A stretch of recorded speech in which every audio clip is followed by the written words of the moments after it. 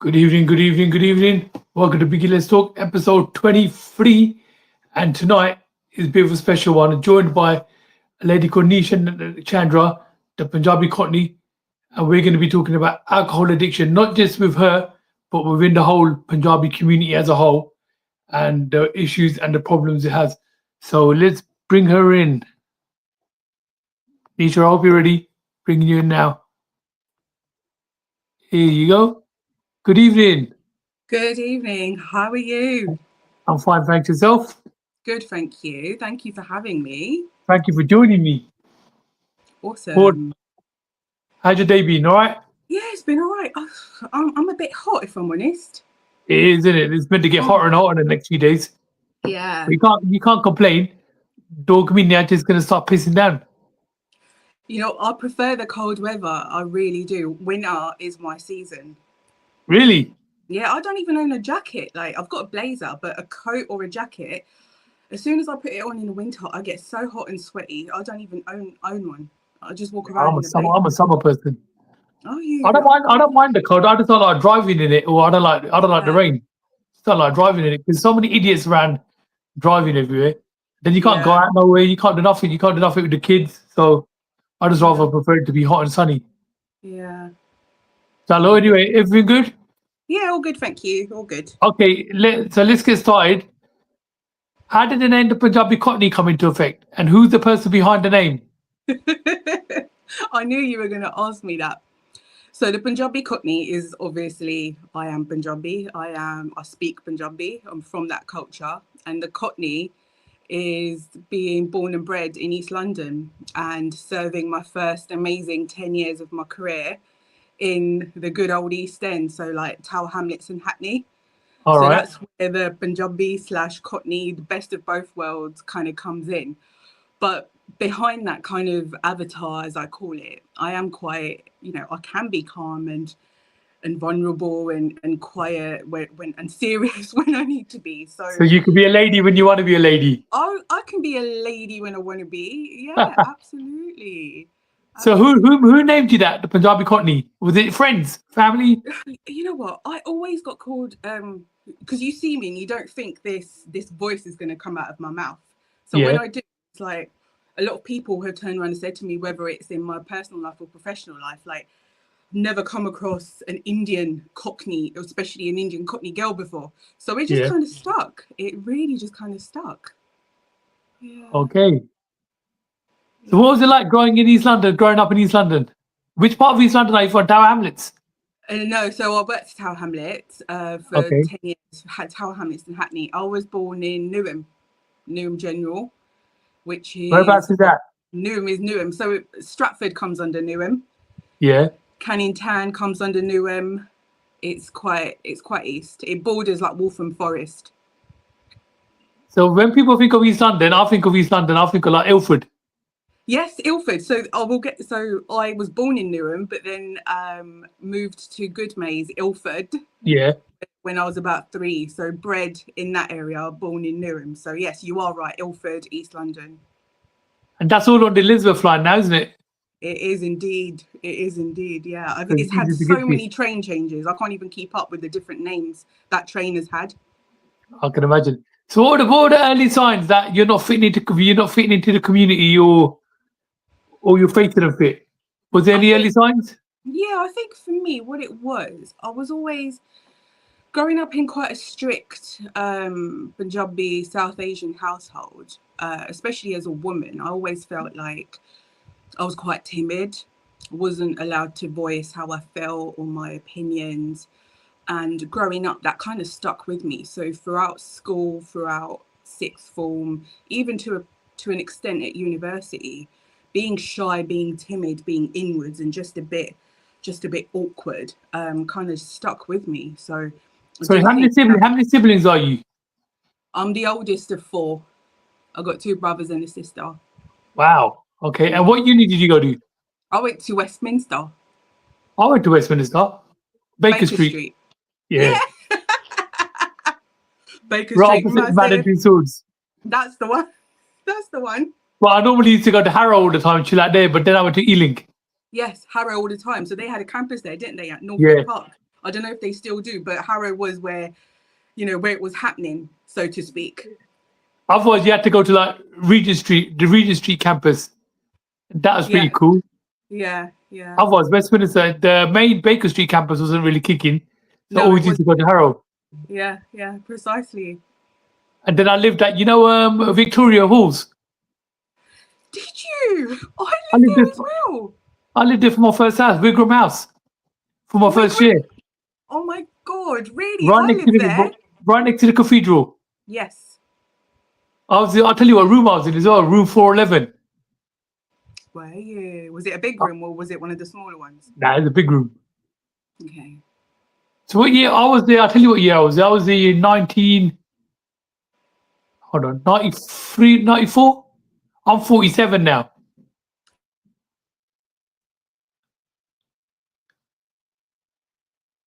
So maybe we must have just missed each other. Yeah, yeah, definitely. Oh my God, what a small world.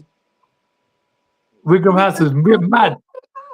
Does it Had the still maddest. exist? Have you ever been past it? Is it still there? Nah, I doubt it though. I don't think so. It's mostly some housing or something like that. No, in these days. Yeah, true. But it was good times, man. It's brilliant.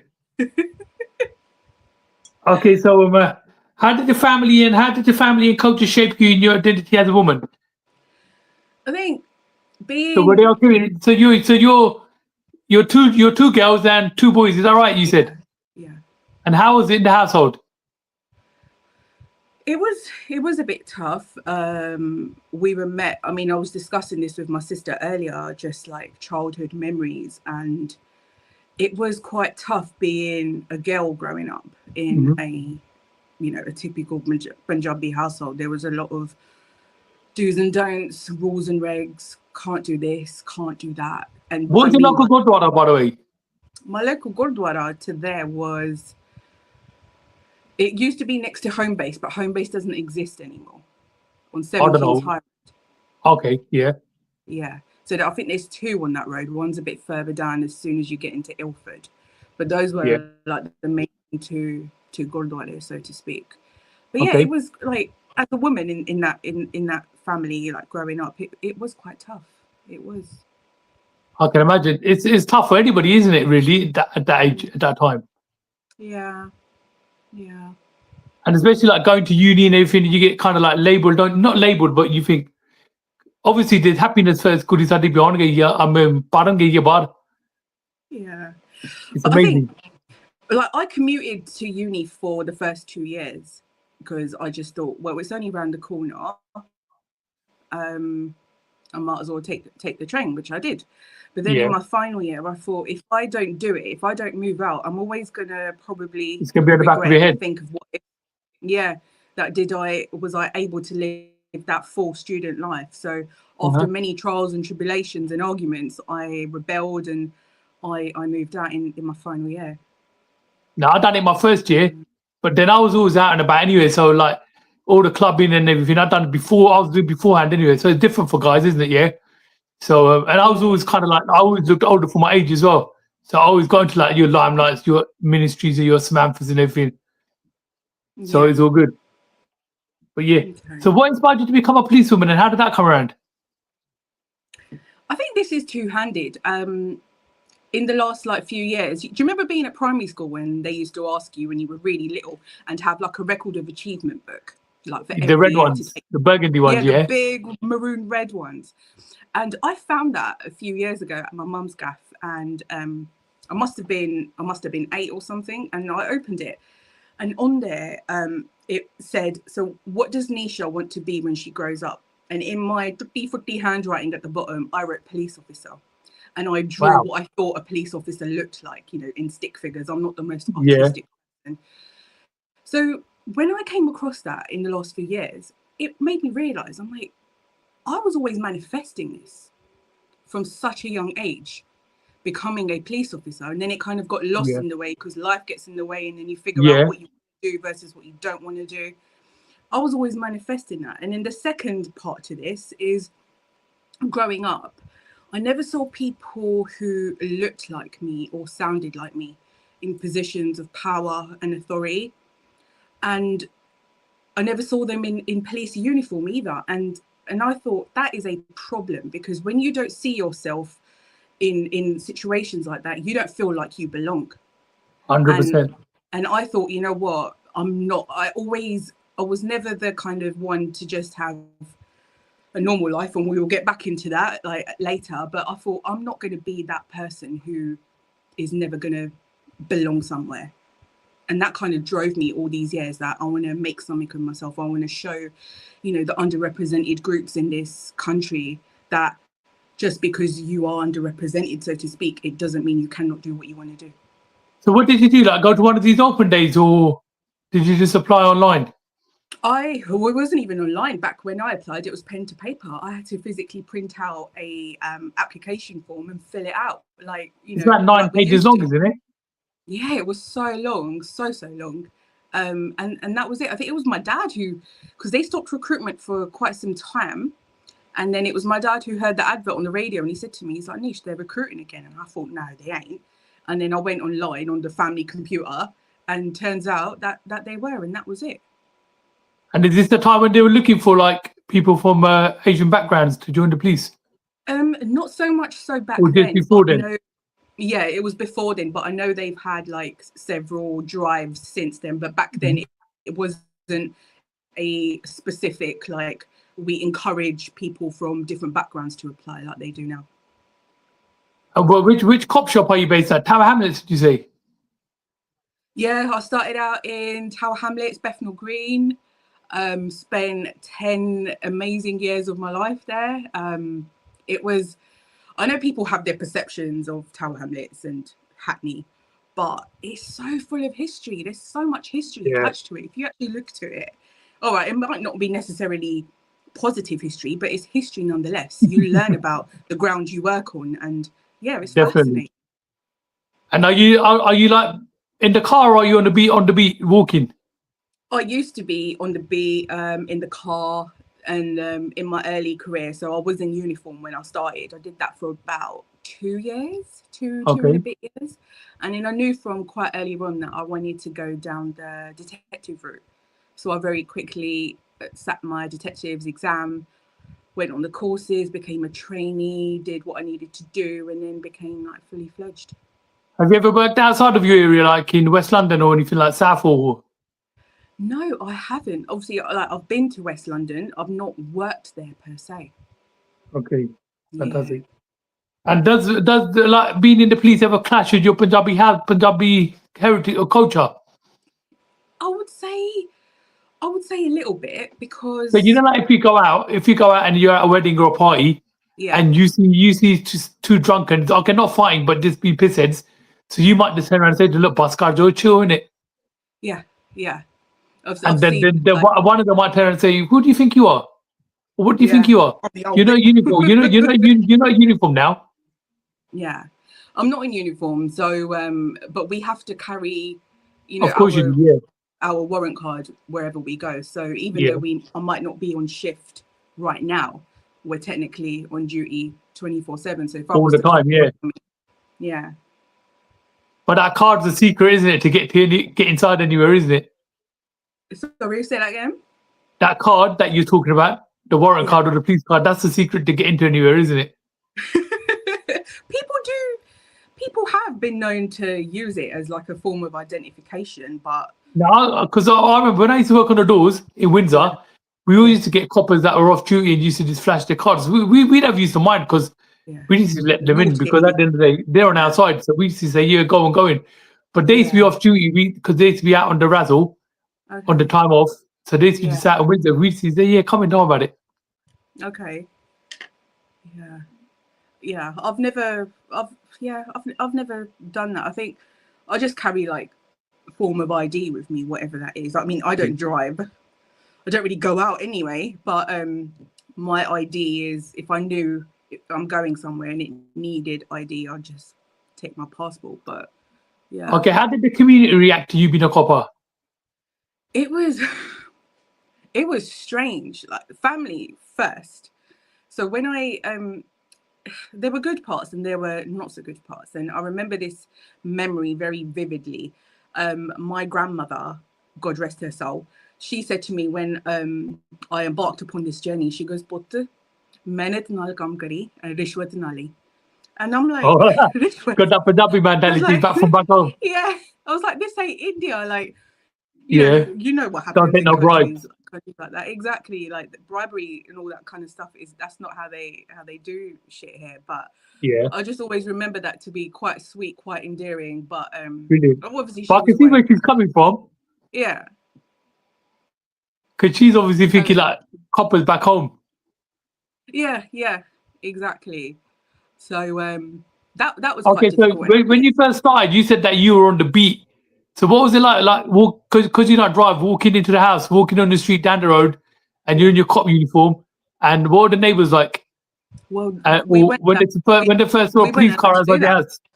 We weren't Huh? allowed to do that. We weren't allowed to do that. So I'd go to work in my normal clothes. Civil My clothes, yeah. uniform would be and my uniform would be in my locker at the neck, get changed, and then I'd like get changed back into normal clothes at the end of the shift. So Oh, okay. we weren't allowed to ever kind of knock on my mum's door in full uniform, be like, "Hey, I'm Yeah. not beaming out there," kind of thing. We weren't allowed to do that, Yeah, Oh, I had to keep I it. thought that's what people do. So even like even like you're not obviously you're not allowed to take the police car home, are you? Park in the driveway. No. You have to pick it up from the police station. Yeah. Okay. So Yeah. So I've never I thought the neighbours are gonna be looking out the windows and Agi Nisha.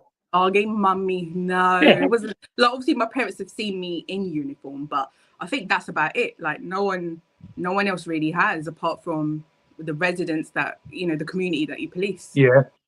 Mm, So do you see a lot of your community people around? Obviously, when you go down like Ilford High Street or stuff like that, yeah, or Tower Hamlets.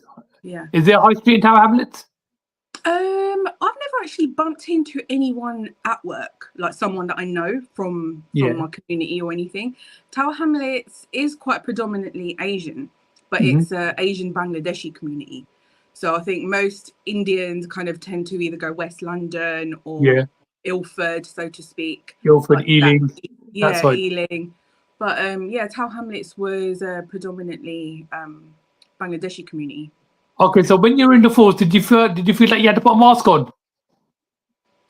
I did, because I felt like at times I had to be one of the boys Yeah. to like fit in, because as a woman, and especially being a woman of color, back then I felt like something wasn't just openly accepted, and it still is quite a predominantly male environment. So I did feel like in order to fit in, I have to sometimes be one of the boys. Not anymore, but Yeah. back then I felt like I had to do that, like being young and stuff. And did any of your siblings follow you up on being in the police, or anyone else in your family? No, just me, the crazy one. Did you? Yeah, just me. Okay, let's get to the point now. So when did alcohol become part of your life? And was it social, emotional, or something else? When I said I moved out to good old Wigram House in my final year At that uni? at uni, that's when it started. That's when alcohol entered my life, where I didn't have to justify where I was Hide going, it. who I was going with, what I was doing. And I had so much freedom that when you don't have freedom and then you're all of a sudden hit with so much, I Yeah. think sometimes you don't know what to do with it. That was definitely Oh, the it's case like, for me. I wow. didn't know. Yeah, I was like, whoa, my mum's not here. I don't have to call her and Yeah. let her know where I am or who I'm with. I can You can go come to on sleep when I anytime you want. wake up. Yeah. So, and being timid and quite, just not knowing how to hold a conversation or be present in a room, I felt like I needed that Dutch courage, so to speak, as my crutch to be able to loosen up a little bit and just be able Yeah. to like hold a convo. So it very quickly kind of spiraled, but that's where it started from. Okay, that was the next question. What triggered you to drink into spiral, something more serious? How did it? So hold on. I just want to paint a picture. So when you were at Wigram House at uni, Yeah. was it bad? Or was it just like uni time, standard? It was just standard uni student life, Because pound a pint, pound a shot. I know what Wigram House was like. You had kitchenettes in, everyone used to sit there, chill there. And Yeah. you used to have the like, communal fridge, and Communal everyone just puts their fridge. booze in there. Yeah, Yeah, big windows, the massive windows in the yeah, bad massive kitchen. windows. Yeah. And then the little community in the little kitchenette area, you used to have a kitchen with a table that could sit about 4 or 5 people. Yeah. Yeah. Do you remember what It was floor like a you were on? yellow table from what I Yeah. remember, like a very pale yellow table. Do you remember what floor you were on? I was on the top floor, so I think it's a 7-story building. I was on the Yeah, seventh floor. because I was on the 4th, Okay. and it Yeah. is quite a big building. Yeah. And they only had one lift. Yeah, I remember that. I remember my cousins coming helping me move in, and they're Yeah. like, "Where's the lift? What's happening?" I go, "That's it. I've just been told there's one." So Yeah. we were just running up and down the stairs. Lucky it was only the 4th floor. You were I know. 7th. 7th, yeah. So luckily the lift was never out of order, otherwise I would have been buggered. Yeah. Yeah. Okay. How did you recognise it was an addiction at the time, or only after reflection? At first I didn't recognise it was an addiction. I thought it was just Social what you drinking. do. Yeah, it was just drinking, and I genuinely thought that I could stop whenever I wanted to. I never really needed it, and I only drank when I was out. But Mhm. it wasn't the case. I was lying to myself pretty much every day. When just like I think when you become so addicted to something, you become a very good liar, an internal liar Yeah. as well. And you tell yourself you're okay and it's nothing, and I can just get over it just like that. But yeah, you can't. And what did your life look like when you were battling this addiction? It was very, at times it was messy in the sense of going to sleep early hours of the morning, being in bed till like silly o'clock in the afternoon, hungover. And that's like my whole 20s. So my whole 20s is somewhat of a blur to me because I don't really remember much. That's how hazy it is. So what age did you join the force? 28. Okay. Yeah, I So was so you starter. so you finish uni, Yeah. you done the odd job here and there, and that's when you joined the force. But No. So I finished uni, so started drinking at uni, finished uni, and then for like a good 7-8 years, I was just trying to figure out what I what you what I want to want do? to do, because I didn't actually finish uni because I got so involved in the whole going out culture that I didn't even go to lecture, so I didn't even finish my degree. So I've come out of uni with debt and what turned into an addiction, and I had no Wow. aspirations I didn't know what I wanted to do with my life. So it kind of just very quickly spiraled, and I thought, well, addiction, I think when you're bored as well, it's like, well, I ain't got nothing better to do. Yeah, so you might as well have a bottle. Yeah, might as well have a bottle. Okay, and how did you manage to, so the police, so you joined the police at 28. How did Yeah. that come around? So you kind of like touched on it vaguely. Yeah, so dad found out that they were recruiting again, and I applied. And as soon as I found out they were recruiting, it takes about a year and a bit from filling out the application form to actually stepping into the training school. So Is the I got training school sober. still in Hendon?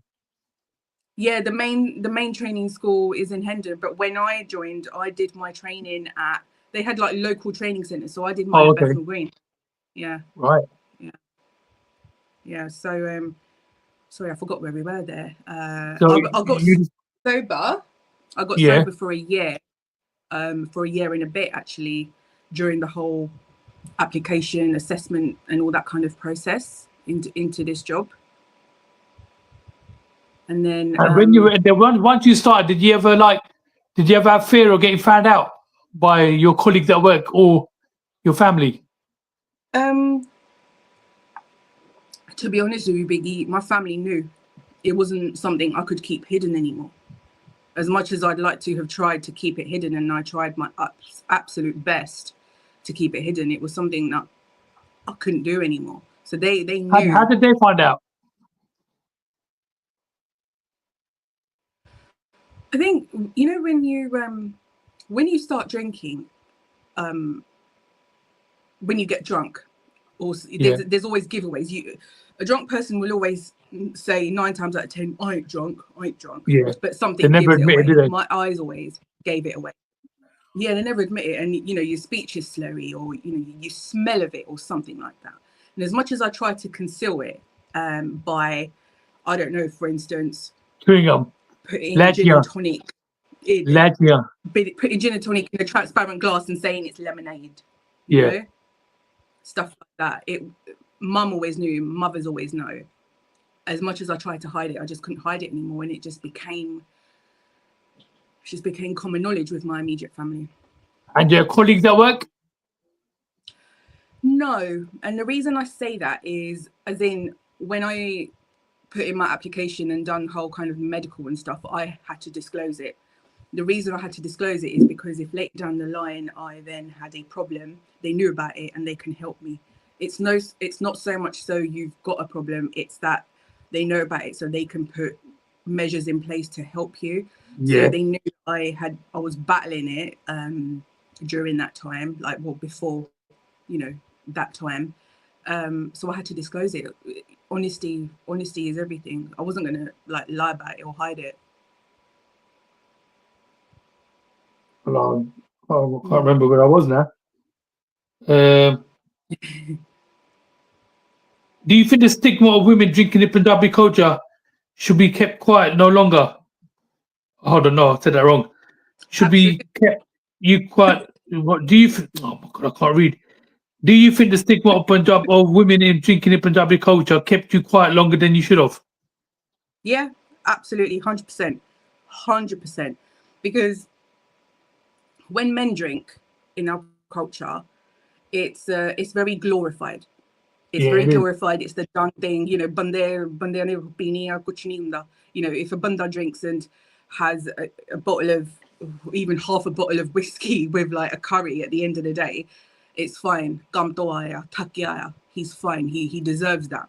But then, if it's a woman doing it, whether it's openly or in secret, it's like all hell has broken loose. You're automatically labelled as being bare sharm and bringing the izzat down of the family. It's not the dumb thing to do with brown women. Like, we're not meant to drink anyway, but then drinking and then having an addiction, that's just like a whole parallel universe. That's crazy. Okay, so you hid it from your family. What did you feel? How did you feel emotionally hiding it from your family? That must be mad. It was. Because you said obviously they knew. Yeah, they knew. My immediate family had no other option but to know and be in the know and accept it, that I had a problem. It doesn't mean that they were okay with it, and they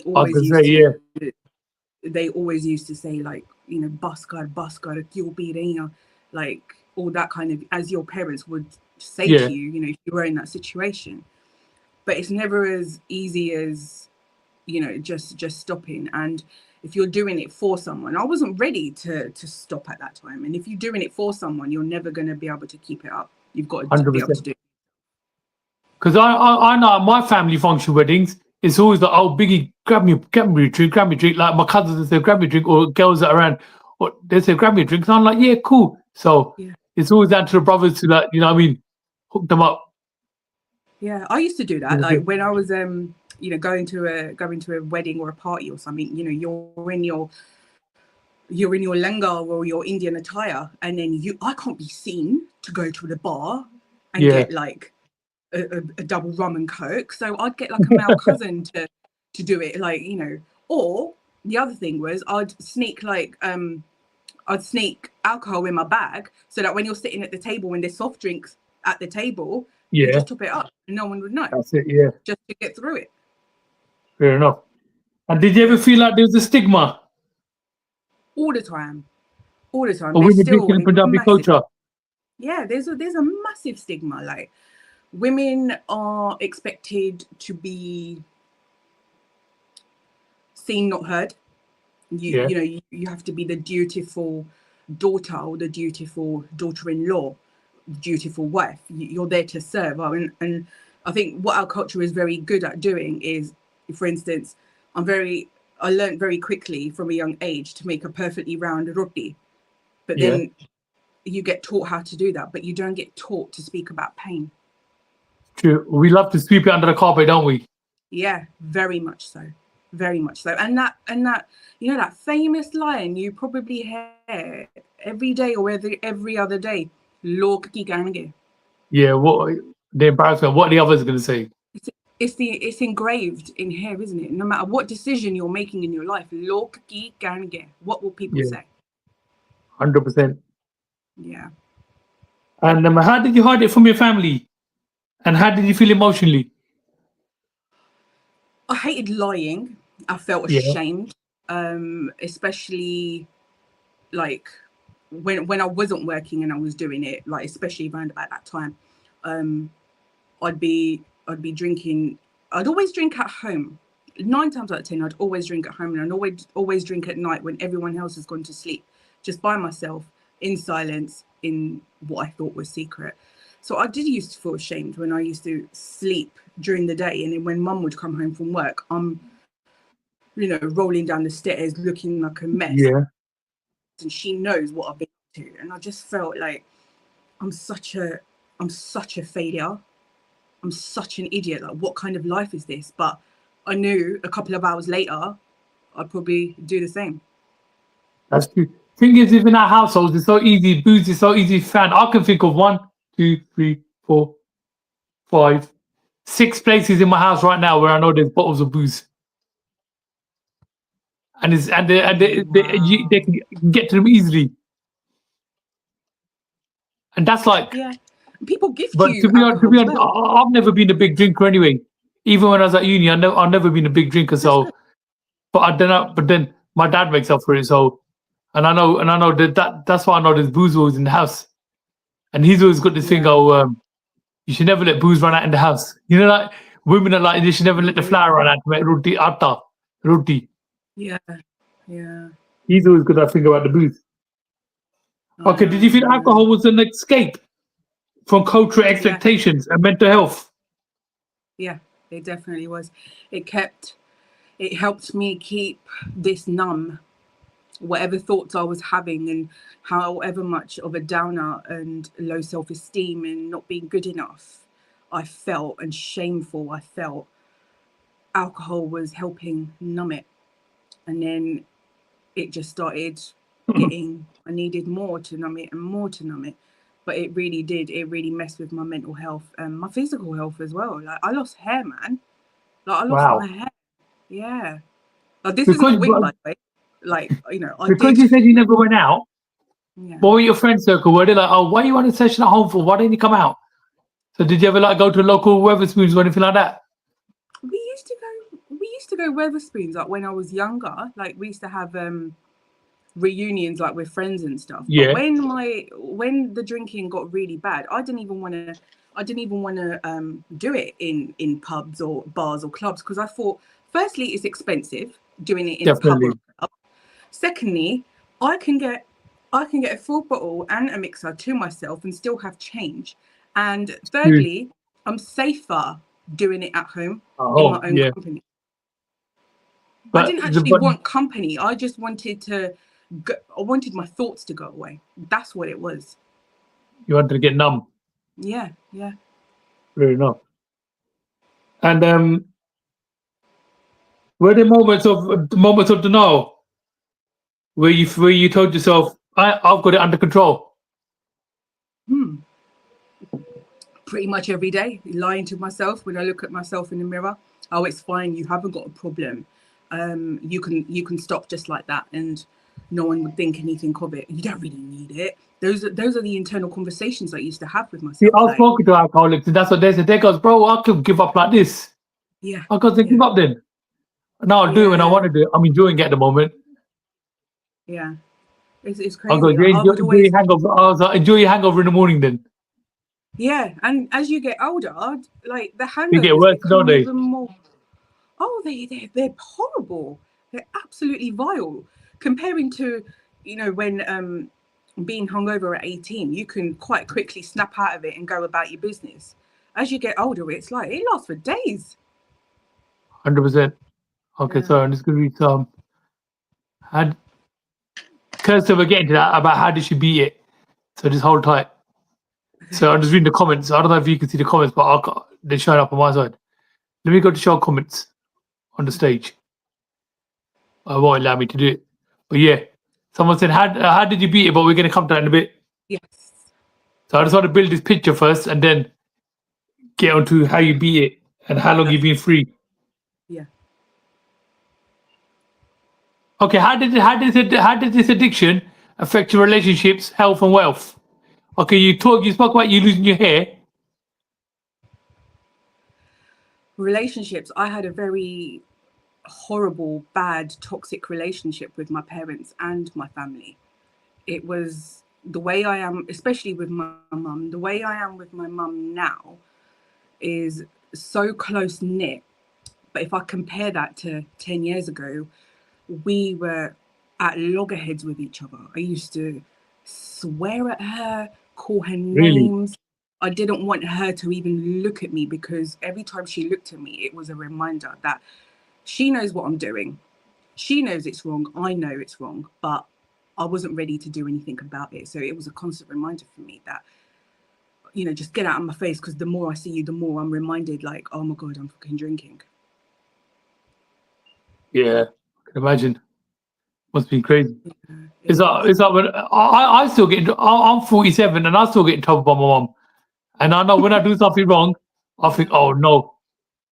And it's Yeah. not just, oh no, it's like, I've let her down. Yeah. Do you know what I mean? It's that kind of Mm. thing. That disappointment feeling, isn't it? That constant feeling Yeah. of disappointment. So what was rock bottom for you? I don't even think it was a rock bottom moment. It was a gradual kind of process. And if I had to pinpoint a rock bottom moment, it was this job I worked so hard for, and I love it, absolutely thrive off of it, even back then when I joined, and waking up a lot of the mornings not feeling like I want to do this anymore. I hated going to work. I hated being around, my colleagues, and I thought, that's not like me. Why am I feeling like that? So my boyfriend at the time, who is now my husband, he said Yeah. to me, like, the way you're feeling and crying all the time and feeling this heaviness in the heart and head, that's not right. That's not you. So he said to me, we're going to get you an emergency GP appointment. And I remember this so specifically because it was the 17th of September, 2017. Got an emergency appointment. It was out of hours, so it was evening. It was raining. It was autumn. You can smell that musky smell in the Yeah. air. We've headed up there. He took me. We've parked up and my heart is beating so fast, like it's ready to come out of my mouth. I went in, sat down in front of the female GP and began to tell her how I was feeling, like this heaviness and just being really emotional, and I don't know why. And within 10 seconds of me speaking to her, she stopped me. And I thought, oh my God, why are you stopping me? When you want to pour your heart out, Yeah. Yeah. you just want to pour it out and get your shit off your chest. She said to me, you've got depression. I'm diagnosing you with depression. And at that point, I'd heard about it. You hear about it in films, you read about it in Yeah. books. I never thought that me, depression, like what the fuck? Yeah. So what he then said was, I'm giving you a prescription of citalopram, which is antidepressants. Here's your prescription and here's alcohol. So she mimicked like holding a bottle of alcohol. You have to make a choice because you can't have both. And as soon as she said that, I don't know what kind of clicked in me. I chose to live. I didn't want to keep doing this to myself anymore because I was going so downhill that I didn't even want to be here anymore. So I chose Wow. to take the prescription, and I'll be the first to admit it till this day, from the 17th of September 2017, I'm still on the citalopram tablet because it helps keep this level. it's a small dosage, but it helps keep this level. And if it's helping me keep in this level, then why am I gonna mess with that? Do you have to like wean yourself off it slowly? Yeah, they do say that. Everyone's got their kind of own way of recovery, so to speak. There are a lot of people who are very highly dependent on it, and for them to stop just like that is very dangerous. It'll be a backlash, So, isn't it? yeah, so they have to wean themselves off it or get some kind of medication intervention off it, like to kind of balance it out so that they can wean off of it. But I think luckily for me, I was reaching that stage, but I didn't quite get there. I didn't. Scary though, isn't it? It's very scary. I can imagine. Yeah. And then what was it like with like your at work? So you've obviously you're taking these meds now, so your head's feeling clearer. Yeah. And then what was it like at work? Or was work more of an escape?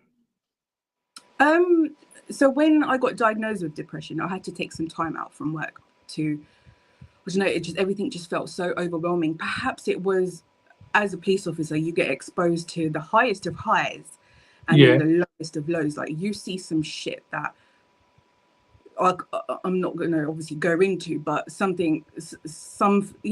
it will just you become so desensitized to a lot of things.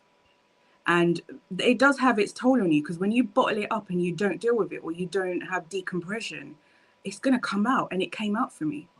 My whole life came crashing down. So I had to take time off work. And then when I did go back, about 2 and a bit months, 3 months later, it was a very slow kind of easing in. They call it phase return to work. Yeah, phase return. Yeah. So I eased into it, and being completely sober at this time, and it was a struggle. Sobriety is a struggle. And did you have any support networks, or like did you go to any like sit down around the table and talk about it? My name's Nisha, I'm an alcoholic. No, I've never been to those. I don't know. I think I was so naive, because I didn't really know what was really out there, and especially for like a woman of color being in this situation and trying to get out of it. I didn't think I was that important. What about therapy or therapy? Not therapy. Yeah. Now, therapy I went into. Therapy I still have therapy till this day, and I hold my hands up to it. Like I'm proud of it. I advocate for it. What do they do in therapy?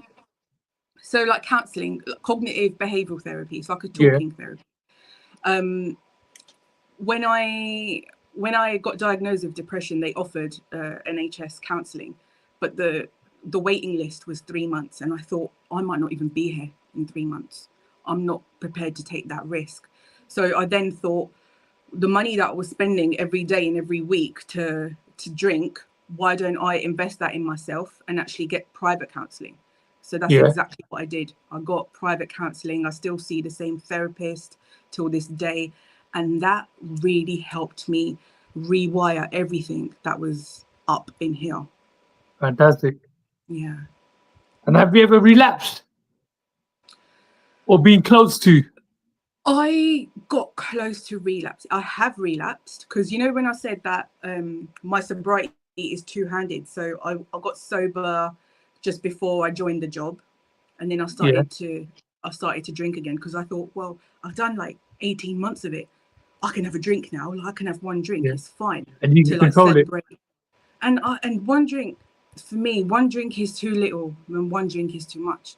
So I realized that very, very quickly. So I did relapse, and and I was so ashamed of myself. I was like, how can I do this? I've done so well. Why did I feel the need to pick up that drink and drink it? But it must be so hard in the police as well, because the police always like to go out for drinks afterward, don't they? There is a very a massive drinking. It's a culture, isn't it? Yeah. I think what it is, Biggie, I think with the shit that we see on the daily, you need to drink. so embedded in, right, you're going through shit, let's go to the pub. Someone's Yeah. getting a promotion, let's go to the pub. That is very much, it was anyways back then, very much promoted. That was the way you dealt with things. Mental health is a massive, massive thing for us. And they have improved their ways in terms of employee assistance programs and support networks. But back then, I didn't feel like I didn't even know they existed, if there were any support networks. So I felt very isolated. Have you had any moments of temptation? I don't know, you might have an argument with your other half or an argument with your mum or dad, and you think, you know what? No, not in that situation. But in 2021, and I know when I've spoken to you before, I've touched upon it. Like, I've sadly had like 4 baby losses. I've had 4 miscarriages. Damn. In 2021, when I had my second one, I was just in such a bad way, such a bad way. I couldn't physically and emotionally deal with what was going on.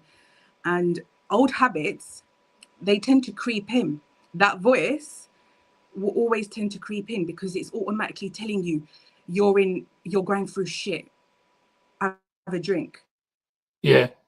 The bottle's right there. And it was within reaching distance from me. I could quite easily have reached and no one would have known, but I would have known. And I did, in 2021 become so close to relapsing, but I couldn't do it. Wow. So brave.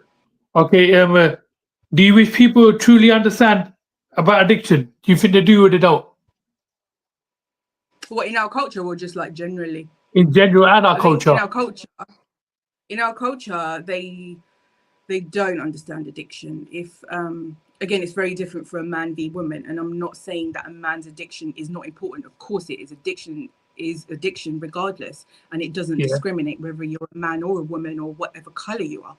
But I do think it's not very, very understood or very acknowledged within the South Asian or Punjabi culture, because it's so glorified at times that even if someone has got an addiction and they are drinking, excessively, it's just the done thing to do. People will see it as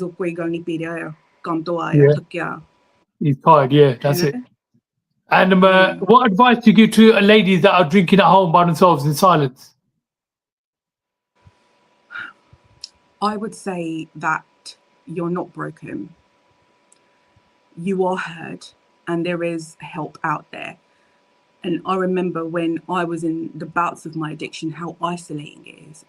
And I don't want anyone to feel like they are alone because they're not. And recovery is one day at a time. You can't put a time frame on, right, I'm not going to drink for the next month and that's it, I'll be healed. You can't put a time frame on it. I will always openly admit that I will always, for the rest of my days, be a recovering alcoholic, irrespective of how long I have been sober. Because I know... So no matter how many years you go sober, you're still a recovering alcoholic? Yeah. And how long does it take for it to clear out of your system? What, alcohol? What, the urges and the temptations and stuff, or like alcohol? No, they want to stay with you forever, don't they? Like the gremlins, they say. Yeah, the voices will like I said, creep up, and sometimes. But like when you're about to join the force, when you're going to be a policewoman, how long do they say? So if you were to have a, do they do the tests all the time randomly? What, like alcohol, like drug Yeah, testing? alcohol. And stuff, everything, alcohol and drug tests. They do it on obviously they do it on people who are driving erratically, and they might suspect them to be drinking.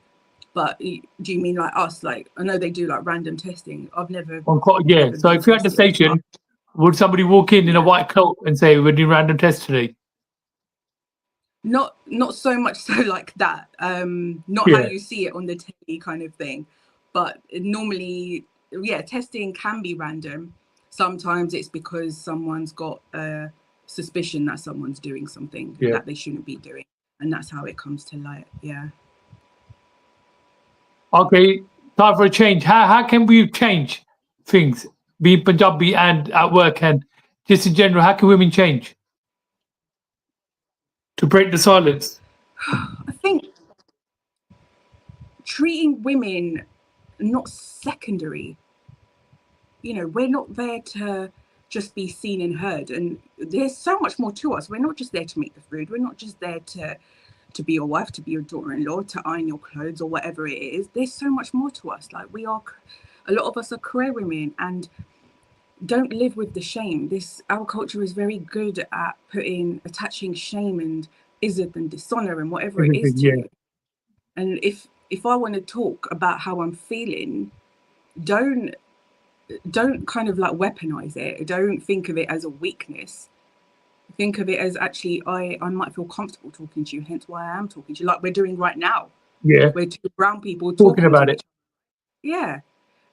Okay, how did healing begin for you? You touched on it slightly. Yeah. And how long did it take before you felt free again? So after you these antidepressants, how long did it take? Healing is difficult. I think I will forever be healing, because there's always going to be times when life gets hard, and old habits and old voices will kind of creep in. But the initial stages, you know, the early stages of sobriety, when you say to someone, like, say you said to someone, like I did, I'm getting sober, I'm sober, I'm not drinking anymore. They will clap you. They will clap you like, oh, mera putter, mera sona putter, in sharab nahi peeni, in sharab shaditi. They will, you know, applaud you and praise you. But no one sees what you have to go through when the cravings kick in. Mm-hmm. When the truth that you were trying to numb for X amount of time with alcohol, you can't numb it anymore. You've got no choice but to face it head on. That is so difficult, because there's times where you want to pull your hair out. There's times where you're so angry, or you're so, you know, you just want to break down and cry. And what I will say is that if someone is going through recovery and having that open conversation with the family, I think it is really important, because there are going to be days, if you are living with your family, that you are going to be a right moody person, a right moody bitch. And I was a right moody bitch, but don't hold that against me, because it's part of the process. Being at one with your emotions, whether that's a good emotion or a negative emotion. Okay, today, what keeps you going?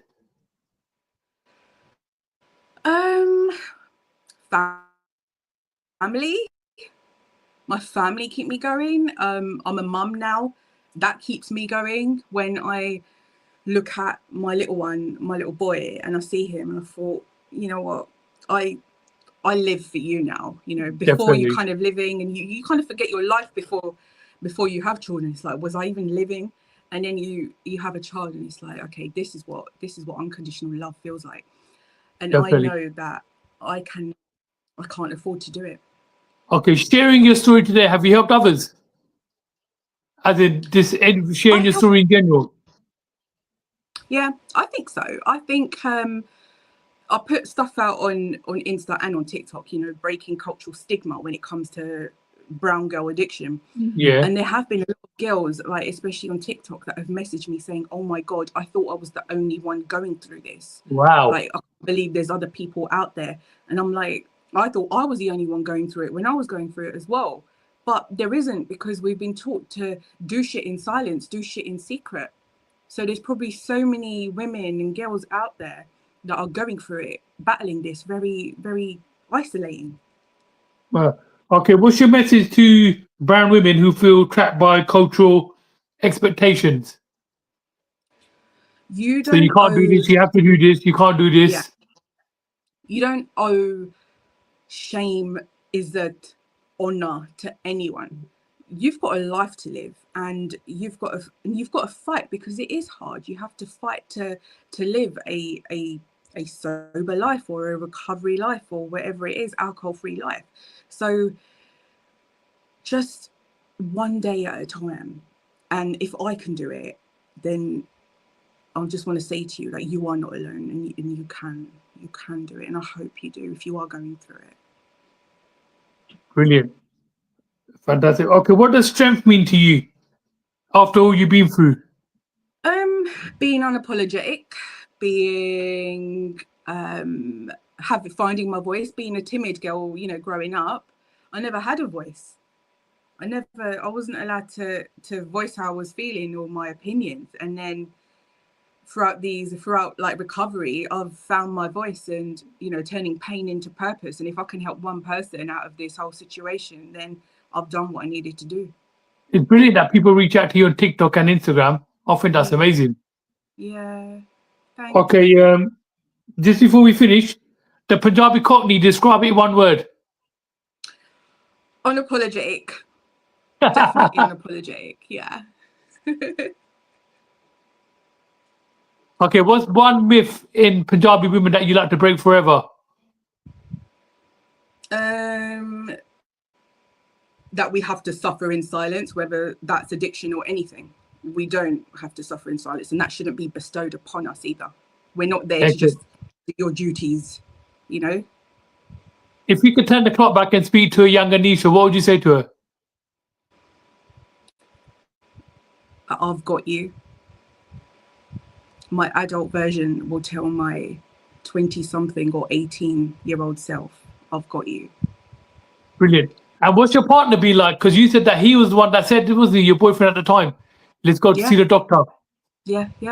He's been brilliant. He's not brown. He's white. He's as Essex white as they come. But he's been absolutely brilliant. With this journey. And yeah, anything that's got alcohol in it, whether it's food or anything, because, you know, people cook with wine and people cook with rum and stuff. He will make sure that, you know, stuff like that, he'll make sure that there's no alcohol in certain foods or anything. So you would have no like cake with alcohol in it or anything like that? Nothing. Really, just stay well clear of it. Yeah. Okay, what's next for the Punjabi Cockney?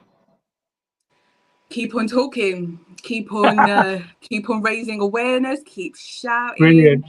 And do another TEDx maybe. Who knows? Watch this space. Yeah, let's talk about the TEDx. So you done TEDx. How did that come about? It was my sister. She said to me, she goes, mate, you should do TEDx, because I started writing a lot of blogs and stuff on LinkedIn, and then I realized, oh, I've got a story to tell. I've got shit to say. So that's how it happened. I went on LinkedIn, which I do believe is very powerful. Yeah. Searched it. It happened to be a very lovely lady by the name of Kaishel who was doing TEDx Walthamstow. I messaged her. She sent me the link for the application. I filled it in to the best of my ability.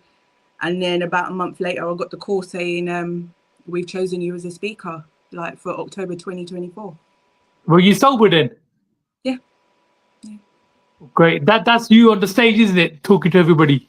Yes, that's me in my green suit on the stage, owning it, and talking about, you know, giving actionable insights. Because that went viral big time, didn't it? At the time. Sometimes I think it went viral probably for the wrong reasons. It is what it is. It is what it is. I had something to say, I said it, and that's it. I stand by it. No, I reckon it's great. But Nisha, we're running out of time. So I just want to say thank you and wish you all the best. Thank you. On your journey. It's been an amazing journey. And you've been through the ups and downs and you're a better person for it. Absolutely. Yeah, so big at yourself. Feel free to pop in whenever you want. Give me a shout. Yeah, if you want to put share me into a story on Instagram, I'm always happy to help friends. So you take care and thank you very much. And the best part of today was that you lived at Wigram House. Yeah, I know.